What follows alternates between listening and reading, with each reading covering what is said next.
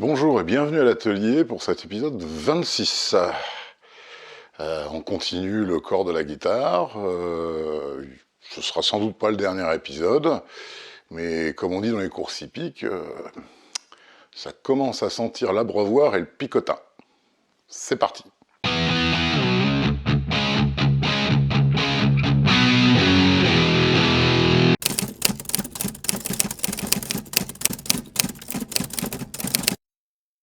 Alors comme prévu, du fait de l'insertion des frettes, le manche est très légèrement convexe.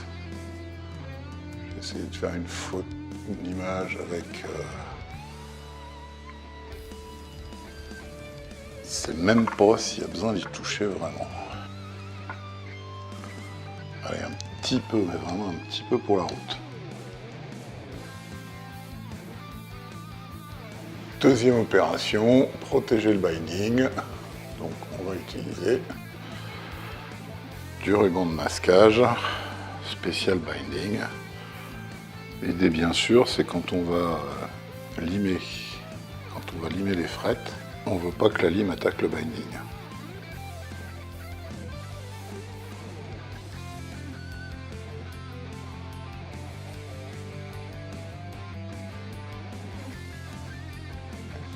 Et troisième opération, on prend cet outil qui est en fait à 45 degrés et qui va permettre de donner l'angle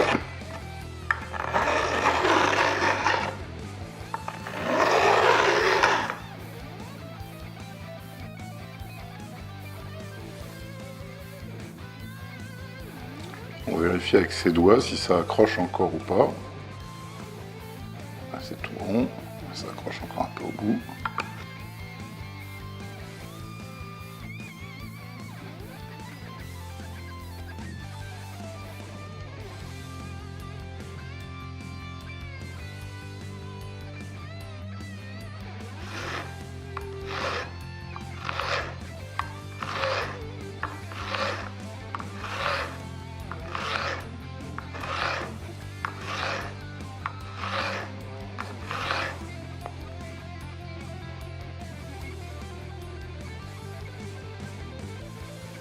Là, c'est bien partout.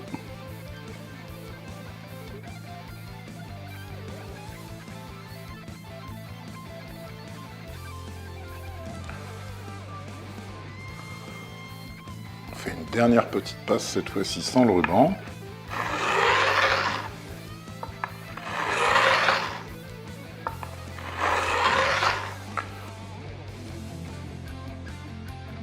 Surtout pas qu'on ait le risque de s'arracher les doigts.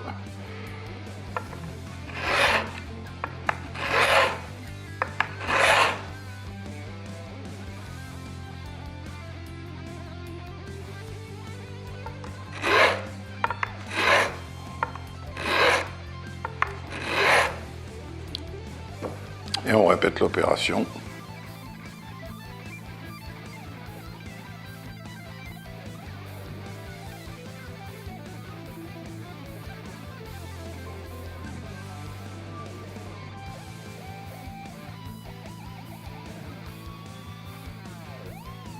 On prend notre fretworker et on voit si on va avoir beaucoup de travail ou pas.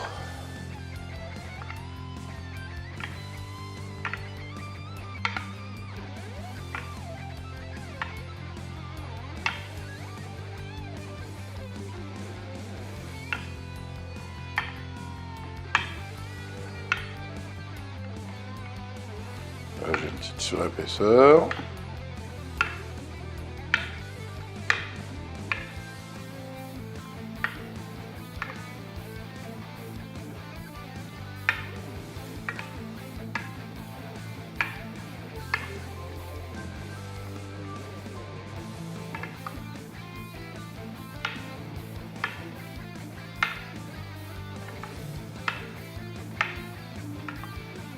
Bon, il y a 12 surépaisseurs, c'est pas mortel.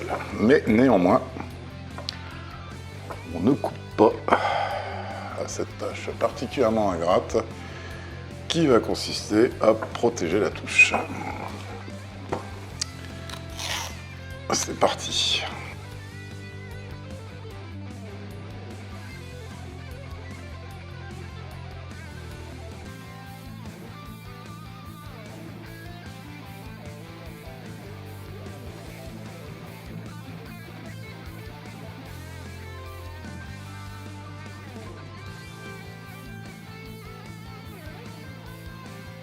Voilà, véritable joie quand on a fini. Alors là, on reste très classique dans les méthodes, hein, c'est-à-dire que on marque toutes nos frettes.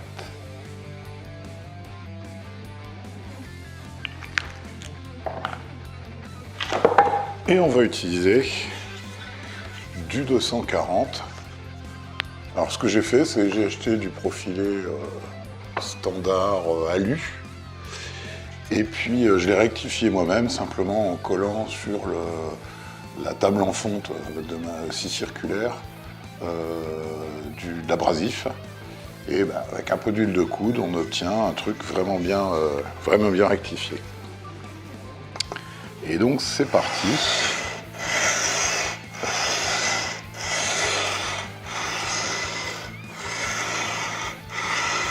Et là on est au 240.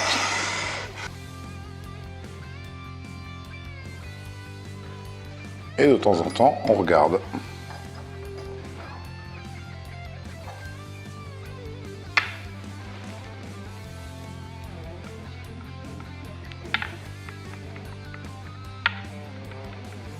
Et là, il y a encore besoin.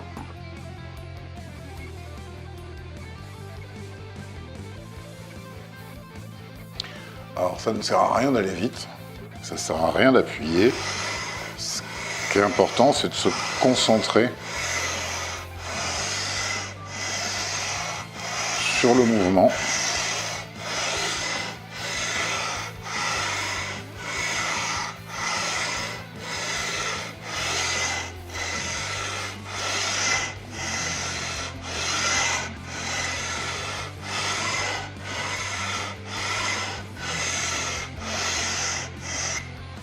Regarde les deux qui posent problème.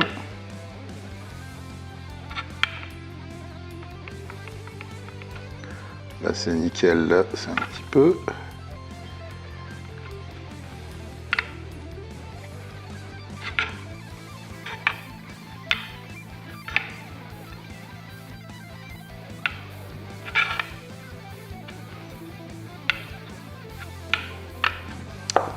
Il reste celle-ci.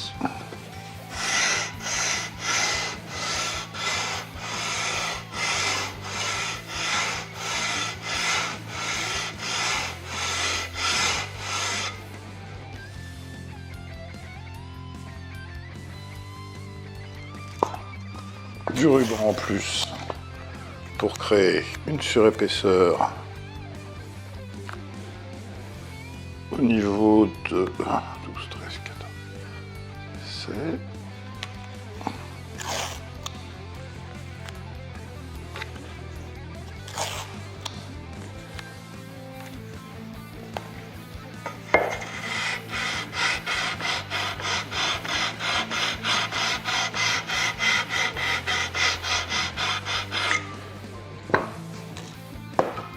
et on est tout bon. J'ai pas fait avant les angles des bords, parce qu'en fait, ça sert à rien de le faire avant, parce que de toute façon, le fait de réaplatir, en fait, d'enlever de la matière sur certaines frettes, en fait, ça aurait de toute façon refait un angle ici. Donc autant le faire au dernier moment. Et c'est pour ça que je commence par faire ce qu'on appelle le croning, c'est-à-dire redonner une forme parfaitement courbe. Et je finis par les petites arêtes qui restera sur les bords des frettes. Donc j'utilise un produit Stumac qui a le net avantage, c'est d'avoir un angle en forme de Z.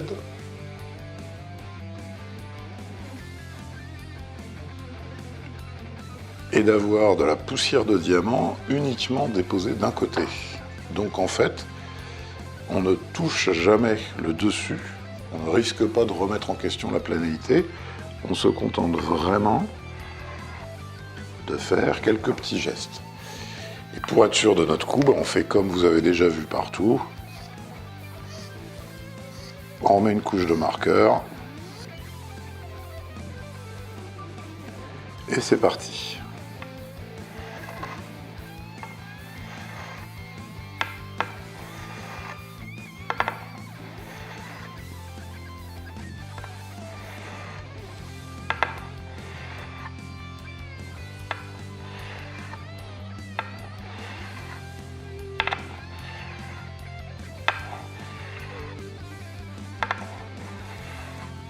Et vous voyez qu'à aucun moment donné on touche le centre, puisqu'il reste une petite ligne, et en plus il est bien foutu, c'est-à-dire qu'il suffit de le retourner comme ça pour faire les deux côtés.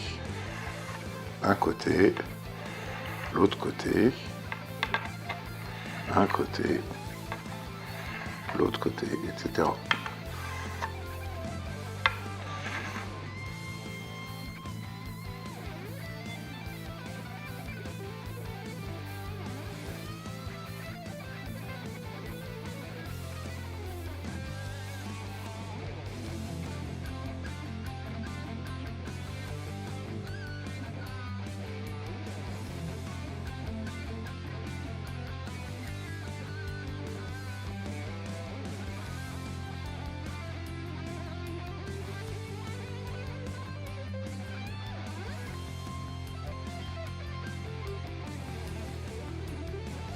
C'est bon.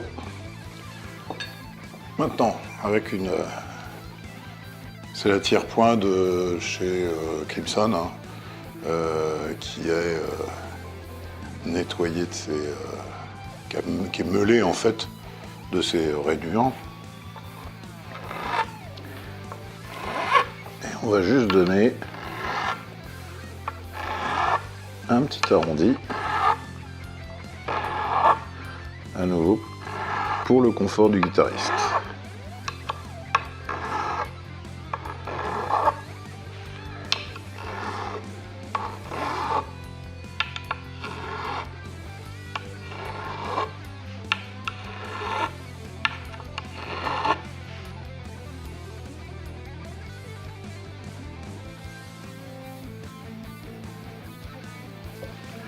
Nous avons donc a priori des frettes qui sont planes. Et il nous reste le lourd travail de nettoyage. Alors pour nettoyer, en fait, je vais utiliser au fur et à mesure différents grains, comme d'habitude. Et je ne vais en particulier pas utiliser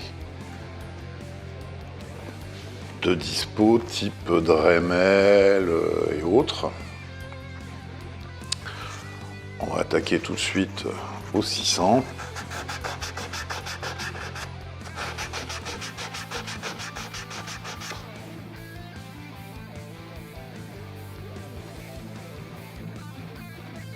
Et ensuite on passe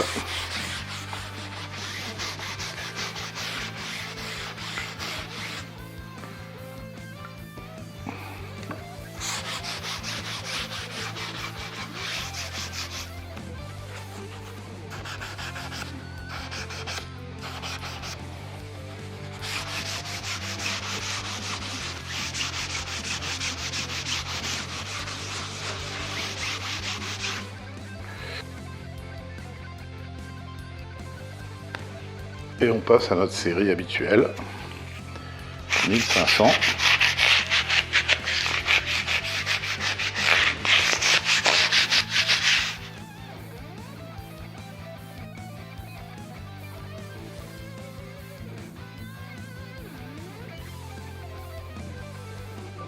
Alors c'est un peu toujours la même idée, hein. Chaque grain élimine les rainures du précédent. Et puis, il faut savoir une chose, c'est que les pâtes abrasives, les pâtes bleues qu'on utilise avec des bouts de Dremel, etc., ça monte à 4000, 5000. Là, le rose, que vous voyez ici, c'est du 12 000. Donc on a un polissage à 12 000, ce qui est absolument nickel. On enlève la misère.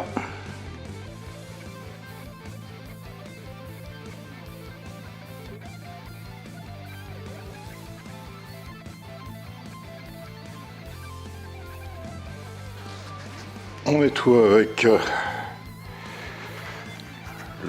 petit truc nettoyage de chez Crimson, s'il veut bien marcher.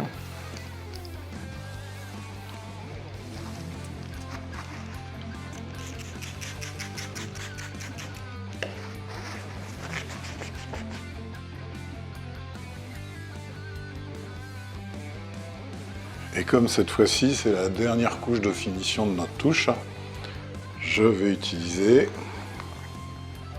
ma cire maison, qui est une cire très dure,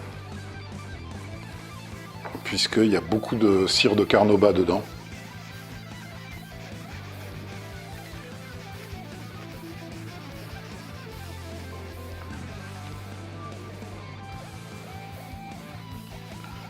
Et on va la laisser sécher. Et après on aura l'occasion de voir à quel point elle protège bien le bois.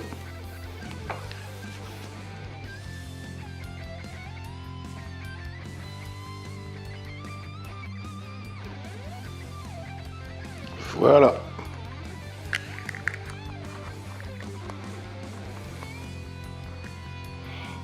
Et en plus je l'aromatise au citron, pour faire genre.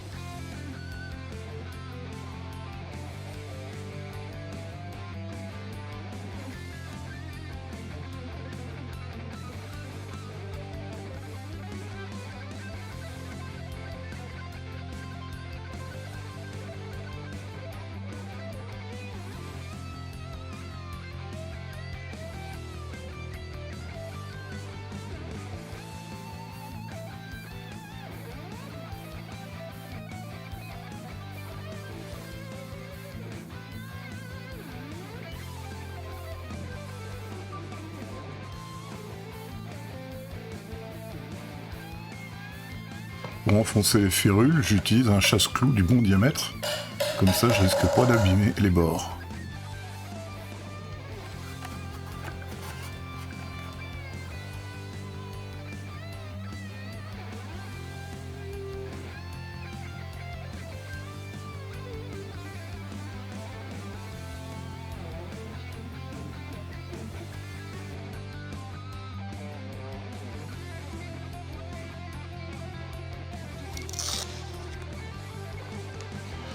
Alors, on prend deux bouts de fil, genre 9 cm.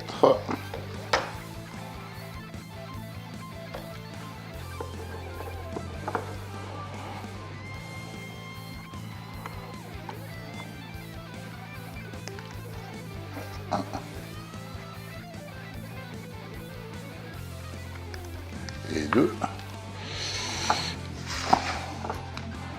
On se les dénude.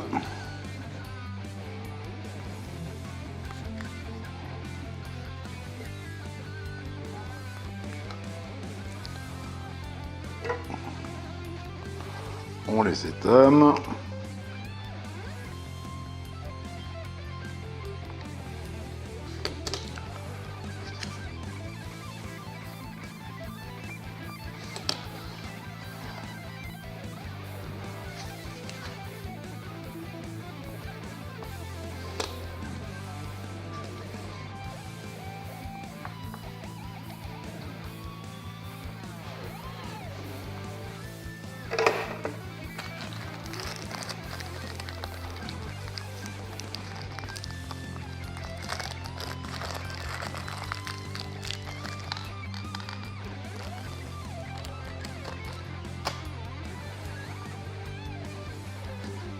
Et on va leur souder des petites cosses.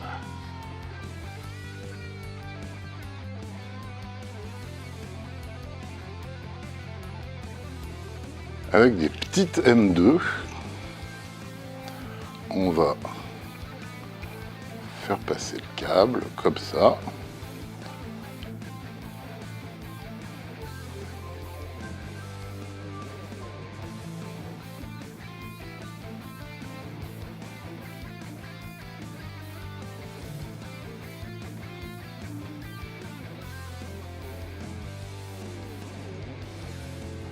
Et on va visser simplement la petite cosse dans le bois.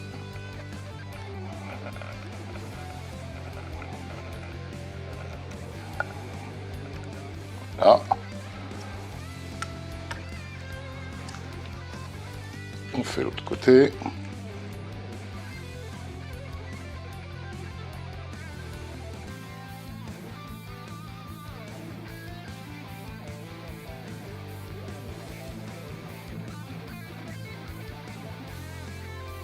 Viens la petite vis. Connasse.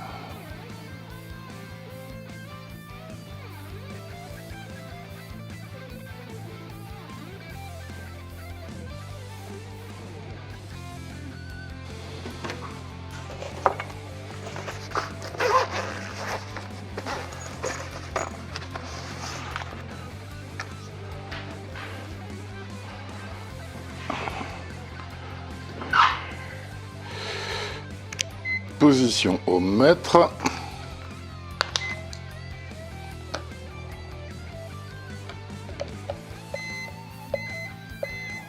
Et on a une continuité.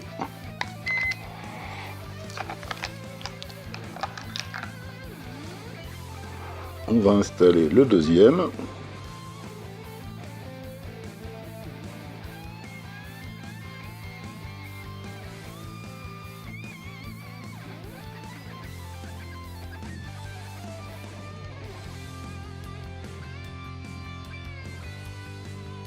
On revérifie.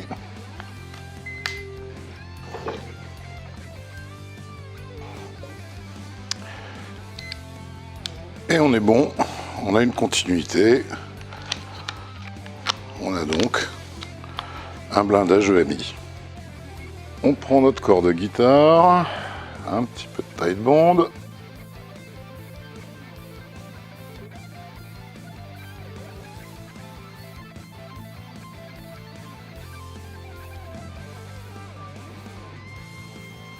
Et hop, on peut mettre notre manche.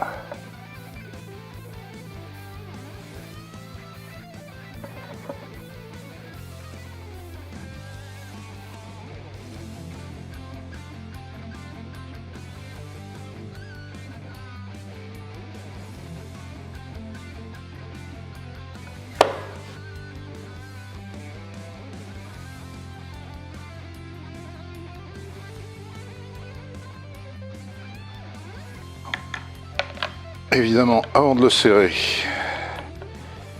on vérifie qu'on est bien pile poil dans l'axe.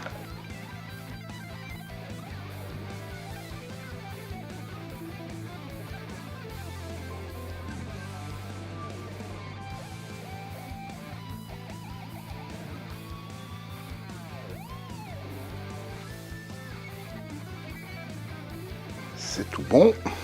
Et comme d'hab, grâce à la combine, pour me faciliter la vie,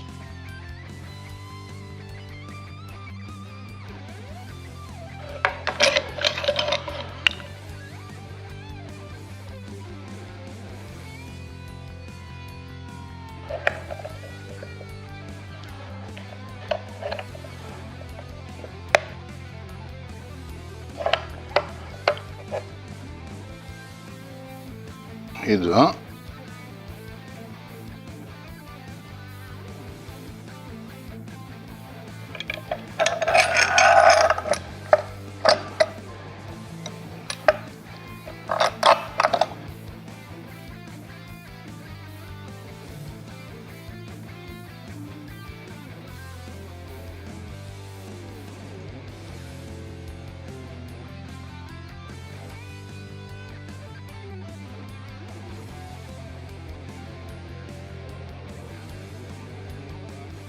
Et de 2. Alors pour enlever la colle qui déborde, on va utiliser des petits bouts de bois et puis bien entendu des cotons-tiges. À propos, je vous ai dit qui étaient les inventeurs. Oui, je vous l'ai déjà dit. Oubliez, je sors.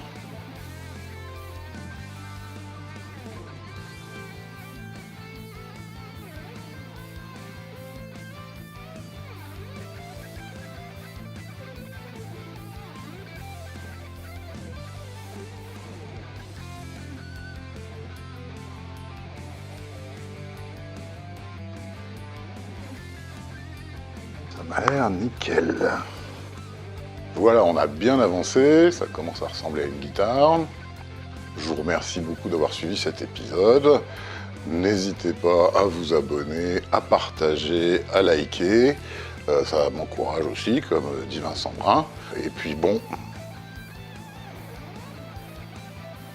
là il y a une petite excursion de prévue cet après-midi. On va visiter le 4e cercle.